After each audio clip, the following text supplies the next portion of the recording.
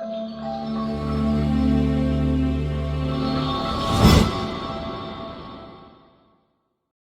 morning, everyone. Welcome to Exact IAS. Here I am Twinkle Kotwani with you all discussing today's newspaper. Without getting delay, let's get started. हमारी first news क्या कहती है? Q2 investments up 42.5%, capex recovers data. Basically data आया है, उसके according जो हमारे Q2 का इन्वेस्टमेंट है वो हमें बढ़ता हुआ नजर आया है। इसको थोड़ा सा डेप्थ में समझते हैं। हर एक ईयर को, फाइनेंशियल ईयर को 4 क्वार्टर्स में डिवाइड कर दिया जाता है। 3-3 मंथ्स का एक क्वार्टर रहता है। अप्रैल, मई, जून, जुलाई, अगस्त, सितंबर, अक्टूबर, नवंबर, दिसंबर, जनवरी, फरवरी, मार्च। सो क्वार्टर्स में डिवाइड करके हमें एक कन्वीनियंस मिल जाता है कि हर एक क्वार्टर को कंपेयर किया जाता है कि किस क्वार्टर में इन्वेस्टमेंट कैसा रहा, इकोनॉमिक ग्रोथ कैसा रहा, गवर्नमेंट ने कहाँ एक्सपेंडिचर किया, कहाँ पर इन्वेस्ट किया, कहाँ से गवर्नमेंट को किस तरह का रेवेन्यू मिला।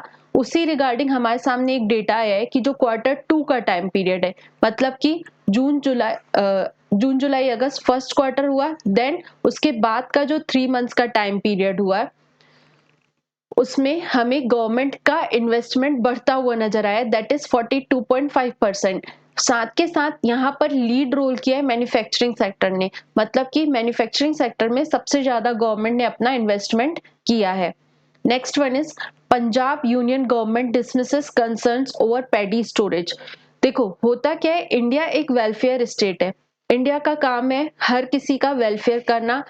अलग अलग डायरेक्टिव प्रिंसिपल्स को फॉलो करते हुए जो गवर्नमेंट है वो अपनी पॉलिसीज बनाती है। सिमिलरली जैसे इंडिया में 42 to 45% जो पॉपुलेशन है वो एग्रीकल्चरल एक्टिविटीज में एंगेज्ड है। And we all know agriculture activities में बहुत सारे चैलेंजेस हैं।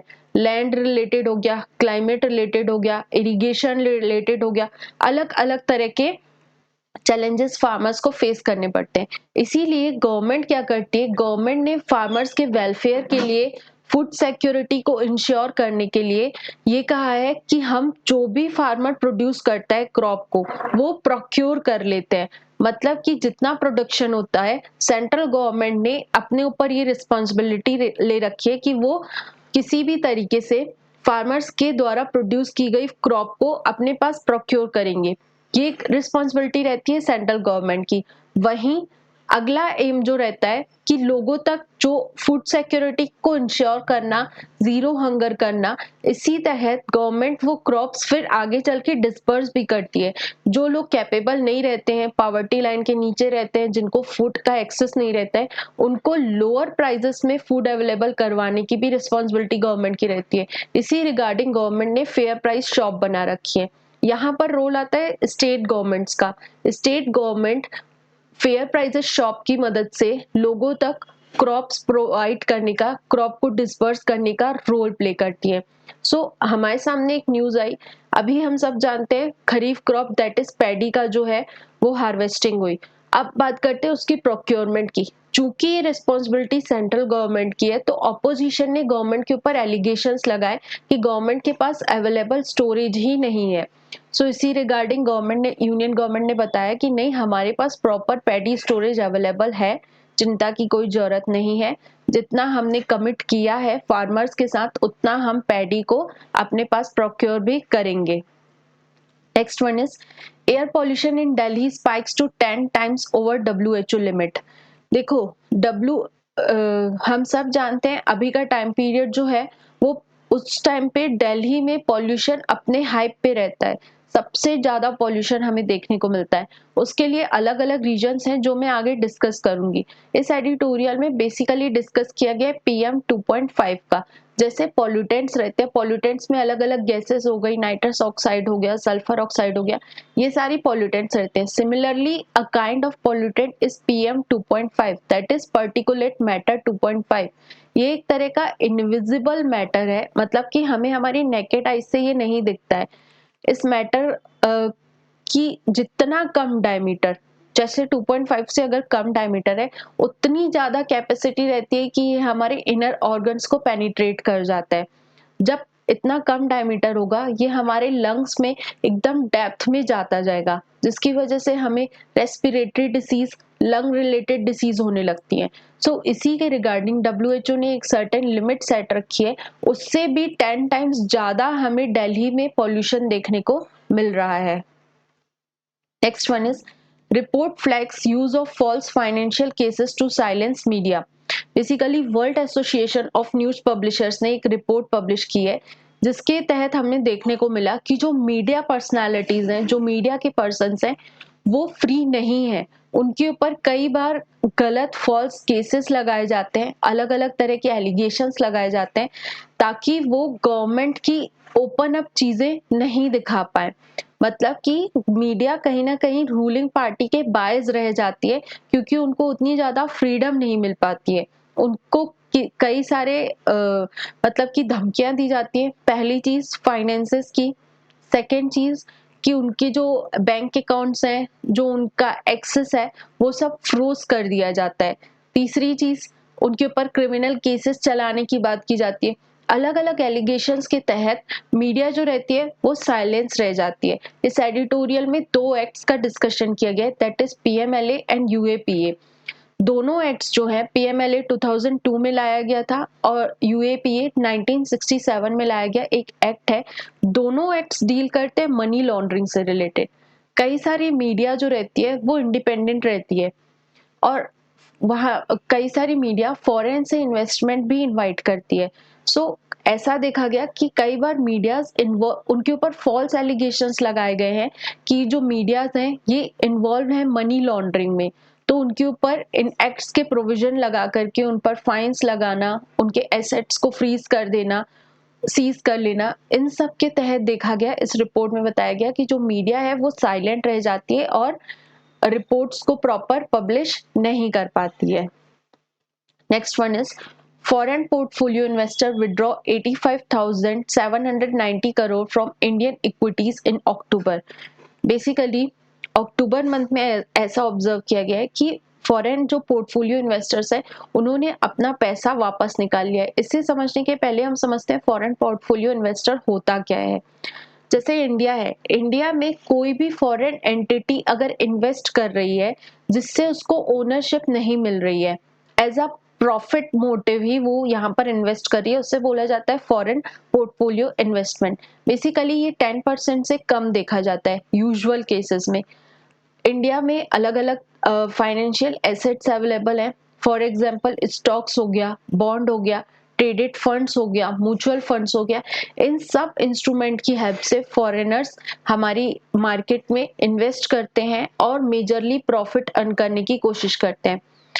इन्फोर्समेंट डायरेक्टरेट हो गए, सेबी हो गए, अलग अलग जो है बॉडीज रिस्पॉन्सिबल हैं जो ये सारी चीजें चेकआउट करती है कि इन्वेस्टमेंट सही डायरेक्शन से हो रहा है और सही चीज में हम उस पैसे को इन्वेस्ट कर रहे हैं।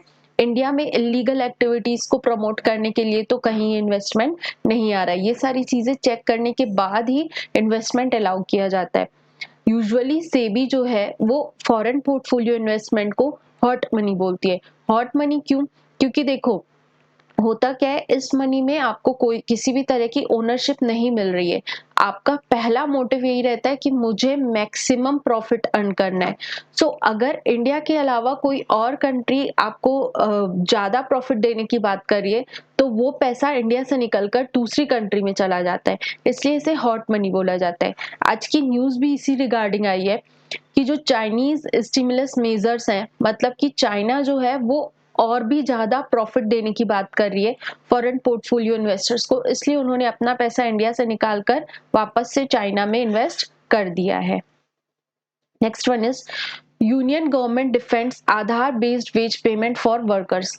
बेसिकली हमने कल इससे रिलेटेड एडिटोरियल पढ़ा था, आज मैं इसे थोड़ा सा और डेप्थ में ले जा रही हूँ। कल हमारे पास एक रिपोर्ट आई थी कि जो MG नरेगा के तहत वर्कर्स हैं उनको निकाल दिया गया है या उनके नाम को डिलीट कर दिया गया है, क्योंकि वहां पर जो गवर्नमेंट है वो आधार इनेबल्ड पेमेंट सिस्टम को कंप्लीट करने में नहीं, मतलब कंप्लीट नहीं कर पा रही है। होता क्या है, आधार इनेबल पेमेंट सिस्टम मतलब कि एक पर्सन का आधार कार्ड उसके बैंक से बाइंड रहता है और वो पर्सन अपने आधार कार्ड की हेल्प से पैसा निकाल सकता है, डिपॉजिट कर सकता है। मतलब कि बैंक रिलेटेड ट्रांजैक्शंस को फुलफिल करने के लिए वो पर्सन आधार कार्ड का इस्तेमाल कर सकता है। सो गवर्नमेंट ने 2017 में ये बात कही कि हम जो एमजी नरेगा के वर्कर्स हैं उनको आधार बेस्ड पेमेंट प्रोवाइड करेंगे, बट उस टाइम पर ये मैंडेटरी नहीं था। 2023 से ये मैंडेटरी कर दिया गया। मैंडेट होने की वजह से जो पर्सन इस क्राइटेरिया को फुलफिल नहीं कर रहे थे उनके नाम को डिलीट कर दिया गया। बट गवर्नमेंट ने इसमें ये बताया कि आधार इनेबल्ड पेमेंट करने की वजह से हमारे को बहुत सारे प्रॉफिट्स देखने को मिले। For example, basic banking transactions करने में लोग कैपेबल हो गए, चूंकि पैसा उनके अकाउंट में जा रहा है, सो वो ट्रांजैक्शंस कर सकते हैं बेसिक। साथ के साथ आरबीआई का और गवर्नमेंट का मेन एम ही है कि हमें फाइनेंशियल इंक्लूजन इंश्योर करना है, वो फुलफिल हो रहा है। रिटेल पेमेंट्स को इलेक्ट्रीफाई करने की बात की जा रही है, डिजिटलाइजेशन की तरफ हम और आगे बढ़ रहे हैं। गवर्नमेंट की जो फैसिलिटीज रहती हैं कि पेंशन प्रोवाइड करना, सोशल सिक्योरिटी इंश्योर करना, ये सब करना और भी इजी हो जाता है आधार इनेबल्ड पेमेंट सिस्टम से। इसी के लिए गवर्नमेंट ने इस स्कीम को ज्वाइन किया है एमजी नरेगा के थ्रू। मतलब कि एमजी नरेगा में मैंडेट किया है कि अब आधार इनेबल्ड पेमेंट सिस्टम ही चालू कंटिन्यू रखा जाएगा। Next one is carbon credit, the right to emit. Basically carbon credit क्या है? ये एक तरह का इंस्ट्रूमेंट है। इसे मैं थोड़ा सा बहुत बेसिक से समझाती हूँ। जैसे अगर मेरे पास 20 रुपीज का नोट है जो कि आरबीआई ने बनाया है, तो मैं कोई भी 20 रुपए का चिप्स का पैकेट जाकर के लूंगी और वो एक पेपर 20 रुपए का, जो एक पेपर ही है ना, वो पेपर उस बिजनेसमैन को दे दूंगी। सो इससे सेटलमेंट हो जाएगा। सिमिलरली कार्बन क्रेडिट भी होता है। कार्बन क्रेडिट में क्या होता है? कोई भी कंपनी ने अगर एक amount of certain amount of carbon को एमिट किया, उसके बाद वो एक क्रेडिट अर्न कर सकता है, एक पीस ऑफ पेपर अर्न कर सकता है। गवर्नमेंट क्या करेगी? एक सर्टेन लिमिट सेट रखेगी कि आप 1000 kg टन या जितनी भी लिमिट गवर्नमेंट सेट करती है, अभी तक उसने वो सेट नहीं की है। इतना अगर एमिट करते हो और इतना ही आपने कहीं से उस कार्बन को सीक्वेट भी कर लिया, मतलब कि एटमॉस्फेयर से रिमूव भी कर दिया, तो आपके पास कार्बन क्रेडिट्स आ जाएंगे और आप उन क्रेडिट को ट्रेड भी कर सकते हो। यही है पूरा कार्बन क्रेडिट से रिलेटेड मार्केट और इसकी ट्रेडिंग से रिलेटेड जो भी रूल्स एंड रेगुलेशंस हैं। Next one is the private sector holds the key to India's e bus push. इस एडिटोरियल में डिस्कस किया गया है कि गवर्नमेंट ने अपनी अलग अलग स्कीम्स लाई हैं। फॉर एग्जाम्पल फेम हो गया, या इलेक्ट्रिक मोबिलिटी मिशन लाया है, ई मोबिलिटी मिशन लाया है। इसके तहत गवर्नमेंट ज्यादा से ज्यादा फोकस कर रही है अपने पब्लिक सेक्टर ट्रांसपोर्टेशन पर। मतलब कि जो बसेस यूज होती हैं गवर्नमेंट की साइड से, उनको सब्सिडी प्रोवाइड करना, उनको बढ़ावा देने के लिए ये स्कीम्स ज्यादा बात करती हैं। बट इंडिया का जो अगर रोडवे देखा जाए, उसमें मेजरली 95% जो ट्रांसपोर्ट है बस से रिलेटेड, वो प्राइवेट स्टेक होल्डर्स के पास है। सो कहीं ना कहीं ये एक तरह का कह सकते हैं गैप है कि आपने अगर कोई स्कीम चालू की है, आपका जो मेन मिशन है कि हमें ई व्हीकल्स की तरफ शिफ्ट होना है 2030 तक, 2035 तक के आपने टारगेट सेट कर रखे, उस टारगेट में आप पब्लिक ट्रांसपोर्ट के साथ साथ प्राइवेट ट्रांसपोर्ट को भी इंक्लूड करो, तब जाके आपका टारगेट अचीव हो पाएगा। इस एडिटोरियल में जो हमारे पास स्कीम्स आई हैं सामने, वो है first one is fame, that is faster adoption and manufacturing electric vehicles. Union government 2015 में ये स्कीम लेकर आई थी। बेसिकली इसका फर्स्ट फेज 2015 से 2019 तक चला। इसमें बेसिकली बात की गई कि लोगों के बीच में इलेक्ट्रिकल व्हीकल्स को अडॉप्ट करने के लिए हम इन्वेस्टमेंट प्रोवाइड करें, पहला चीज। दूसरा, जो ऑटोमोबाइल सेक्टर है, इंडस्ट्रीज है, उनको इनिशिएटिव्स प्रोवाइड किया जाए कि वो अपना प्रोडक्शन बढ़ाएं। मतलब ज्यादा से ज्यादा पेट्रोल और डीजल व्हीकल की तरफ ना जाकर के ई व्हीकल्स का प्रोडक्शन बढ़ाने की बात की जा रही है। साथ के साथ इससे क्या होगा, जो कंट्री का एयर पॉल्यूशन है, कार्बन एमिशन लेवल है, वो कम होगा। चार्जिंग इंफ्रास्ट्रक्चर बनाने की बात की गई, और सबसे इंपॉर्टेंट इसके अंतर्गत टारगेट रखा गया कि 2030 तक हम ओवरऑल ट्रांसपोर्टेशन में अप्रॉक्स 30% ई व्हीकल्स को इंक्लूड रखेंगे, मतलब कि जहां 100 गाड़ियां चल रही है वहां पर 30 ई व्हीकल्स चलनी चाहिए। फेज 1 जो है 2015 से 2019 तक आया, इसमें हमने बात की कि हमें किस तरह से नेशनल फ्यूल के ऊपर डिपेंडेंसी कम करनी है, मतलब कि हम हाइब्रिड मॉडल वाले व्हीकल्स के ऊपर ज्यादा डिपेंडेंसी रखेंगे, ऐसे व्हीकल्स जो कि बैटरी साथ साथ फ्यूल से हाइब्रिड मॉडल पर काम करें। सेकेंड फेज हमने 2019 से 2024 तक के लिए बनाया। इस फेज में बोला गया कि जो चार्जिंग इंफ्रास्ट्रक्चर है बेसिकली उसे बढ़ाने की बात की गई। देन आगे बढ़ते हैं। Next news is why is Delhi's air quality deteriorating. Basically इस पूरे एडिटोरियल में डिस्कस किया गया है कि आखिर दिल्ली की जो एयर क्वालिटी है वो क्यों कम हो रही है। इसे अगर मैं डिस्कस करूं तो पहला जो फैक्टर रिस्पॉन्सिबल है, 100% में से अप्रोक्स 22% जो फैक्टर रिस्पॉन्सिबल है वो है स्टबल बर्निंग। ऑलरेडी डिस्कस्ड, अभी का जो सीजन है वो खरीफ क्रॉप की हार्वेस्टिंग हो गई। हार्वेस्टिंग होने के बाद क्या होता है, फार्मर्स को एक छोटा सा विंडो मिलता है, अक्टूबर से नवंबर तक का टाइम पीरियड रहता है जिसमें उनको अपना फार्मलैंड बनाकर तैयार करना रहता है रबी क्रॉप्स को लगाने के लिए। सो फार्मर्स क्या करते हैं, अपनी कॉस्ट को कम करने के लिए चीप सोर्स को फॉलो करते हैं कि वो जो स्टबल रहता है, पैडी का जो स्ट्रॉ रह जाता है, स्ट्रक्चर जो बच जाता है फार्म्स में, वो उन्हें जला देते हैं।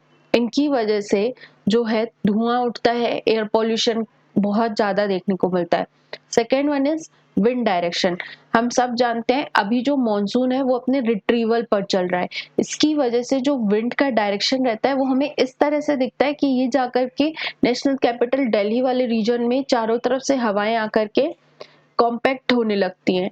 साथ के साथ अभी का जो देखा जाए, कॉम्पैक्ट होने की वजह से, कॉम्पैक्ट होने का मेन रीजन क्या होता है, पॉल्यूशन के कारण। मतलब कि जो आसपास का रीजन है, हरियाणा हो गया, पंजाब हो गया, इन सब, ये सारे यूपी हो गया, ये सारे रीजन्स जो हैं वो एग्रीकल्चरल स्टेट्स है। यहाँ पे बहुत बड़े लेवल पर एग्रीकल्चरल एक्टिविटीज होती है। सो इसी वजह से यहीं की एयर जाकर के दिल्ली में कॉम्पैक्ट हो रही है, इसलिए वहाँ का पॉल्यूशन लेवल बहुत ज्यादा हमें देखने को मिल रहा है। साथ के साथ temperature inversion, we all know अभी जो है वो विंटर्स आने वाले हैं। विंटर्स आने वाले हैं मतलब कि जो लैंड का प्रेशर है वो हमें हाई प्रेशर देखने को मिलेगा, इसलिए जो पॉल्यूटेंट्स हैं वो लोअर सरफेस में ही रह जाते हैं, वो हवा के साथ साथ ऊपर नहीं बढ़ पाते हैं। हवा भारी हो जाती है इसलिए वो अपने साथ पॉल्यूटेंट्स को ऊपर नहीं ले जाती है। इस वजह से भी ये जो टाइम पीरियड है इसमें हमें पॉल्यूशन बहुत ज्यादा देखने को मिलता है। गवर्नमेंट अलग अलग इनिशिएटिव्स चालू करती है, for example happy seeder provide करना, लोगों की मदद करना ताकि स्टबल बर्निंग को रोका जा सके, एयर क्वालिटी को कम किया जा सके, व्हीकल्स को चेक करना, एक दिन इवन ऑड वाली पॉलिसी चलाना, एक दिन इवन नंबर वाले व्हीकल्स रहेंगे, एक दिन ऑड नंबर वाले व्हीकल्स रहेंगे। अलग अलग गवर्नमेंट ने इनिशिएटिव्स लाए हैं दिल्ली में पॉल्यूशन को कर्ब आउट करने के लिए। सफर भी एक सिस्टम है, system of air quality and weather forecasting and research. साथ के साथ CAQM प्रॉपर एक लीगल प्रोविजन प्रोवाइड करना कि एयर क्वालिटी को मैनेज करने के लिए एक इंडेक्स लाया जाए, एयर क्वालिटी इंडेक्स पब्लिश करना जिसमें 8 पॉल्यूटेंट्स हैं, किस पॉल्यूटेंट का क्या लेवल है और कितना रहना चाहिए, ये सारी चीजें गवर्नमेंट के द्वारा इनिशिएटिव्स चलाई जाती है दिल्ली के एयर पॉल्यूशन को कम करने के लिए। इस एडिटोरियल में जितना बताया गया है मैंने उससे एक्स्ट्रा ही आपको एक्सप्लेन कर किया है कि दिल्ली की एयर क्वालिटी आखिर इतनी हद तक क्यों गिर जाती है। रिवीजन की तरफ चलते हैं। The first one is the Kadars. Kadars basically Kerala की एक ट्राइब है जो वजांचल वाले रीजन में रहता है। रिसेंटली ये न्यूज में इसलिए थे क्योंकि इन्होंने नेचुरल फॉरेस्ट को रीस्टोर करने की बात की है इन्वेजिव एलियन स्पीसीज के कारण। Kerala, we all know, western Ghat वाला रीजन है, वहां पर बहुत ही ज्यादा स्पीसीज एग्जिस्ट करती है। इन्वेजिव स्पीसीज आने की वजह से वहां का नेचुरल जो फॉरेस्ट है वो डिग्रेड हो गया और उसको रीस्टोर करने के लिए कदार्स ने इनिशिएटिव्स उठाए हैं। कदार एक पीवीटीजी ट्राइब है, द्रविडियन लैंग्वेज में ये लोग अपना कम्युनिकेशन करते हैं। ये एक नोमैडिक ग्रुप है, बेसिकली इनके पास मेडिसिन का बहुत अच्छा ट्रेडिशनल नॉलेज रहता है। नेक्स्ट वन इज भू आधारिस। भू आधारित इसे unique land parcel identification number भी बोला जाता है। 2021 में सेंट्रल गवर्नमेंट के द्वारा ये चालू किया गया था। बेसिकली लैंड रिकॉर्ड को डिजिटलाइज करना। इसमें क्या रहता है कि जो भी लैंड का पार्सल है, वी ऑल नो हर एक मतलब कि कोई भी लैंड है उसका एक लैटिट्यूड और लॉन्गिट्यूड नंबर होगा। सो लैंड के प्लॉट्स को प्रॉपर लैटिट्यूड और लॉन्गिट्यूड नंबर के थ्रू डिमार्केट करके उसका रिकॉर्ड रखना डिजिटलाइज वे में ही भू आधारित इसका मेन एम है। इसमें हर एक लैंड को एक 14 अल्फा न्यूमेरिक आइडेंटिटी प्रोवाइड की जाती है। इसका मेन एम ये है कि इसके तहत क्या होगा कि हमारा डिजिटल डेटा एक्यूरेट हो पाएगा और साथ के साथ लैंड रिकॉर्ड की सर्विसेज की ऑनलाइन डिलीवरी हो पाएगी। प्रॉपर रजिस्ट्री और लैंड रिकॉर्ड्स, हम सब जानते हैं इंडिया में लैंड डिस्प्यूट बहुत ज्यादा चलता है, वो भी कहीं ना कहीं कम हो पाएगा। लैंड्स को इजी आइडेंटिफाई किया जा सकता है। Next one is emission gap report 2024। Basically United Nation environment programme के द्वारा ये रिपोर्ट पब्लिश की जाती है। इसमें ये देखा जाता है कि आखिर कितना एमिशन ग्लोबल लेवल पर हो रहा है और हमने जो टारगेट सेट रखे हैं, we all know Paris agreement के तहत हमने टारगेट सेट रखा है कि प्री इंडस्ट्रियल लेवल से 1.5% कम हमें ग्लोबल टेम्परेचर रखना है। सो किस लेवल का एमिशन होना चाहिए ताकि हम ये टारगेट को अचीव कर पाए। तो इस एमिशन गैप रिपोर्ट 2024 ने बताया है कि अगर जो करंट प्रैक्टिसेस गवर्नमेंट फॉलो कर रही है, अगर ये कंटिन्यू फॉलो करती रही तो कुछ साल में इम्पॉसिबल हो जाएगा पेरिस एग्रीमेंट को अचीव करना। साथ के साथ इस इन एक्टिविटीज के कारण ग्लोबल लेवल का 3.1% टेम्परेचर हमें बढ़ता हुआ नजर आ सकता है। इस रिपोर्ट का नाम ही था no more hot air please, मतलब कि हमें एमिशन को कम करना है। 2030 तक 42% ग्रीन हाउस गैसेस का एमिशन कम करना है। साथ के साथ 2035 तक 57% तक एमिशन कम करना है। तब जाके हम पेरिस एग्रीमेंट को अचीव कर पाएंगे, अदरवाइज ये इम्पॉसिबल ही हो जाएगा। Next one is centre for generative AI. Basically India AI और मेटा ने मिलकर अनाउंस किया है आईआईटी जोधपुर रीजन में एक सेंटर फॉर जनरेटिव एआई को बनाने की बात की गई है। So this was all about today. Thank you so much, hope you all like the session. इस तरह के और इंटरेस्टिंग सेशन से जुड़ने के लिए ज्वाइन करिए एग्जैक्ट आईएएस। हमारे इंस्टाग्राम चैनल, यूट्यूब चैनल और टेलीग्राम की लिंक डिस्क्रिप्शन में ऑलरेडी प्रोवाइडेड है। इस वीडियो लेक्चर की पीडीएफ आपको हमारे टेलीग्राम चैनल पर मिल जाएगी। Thank you so much.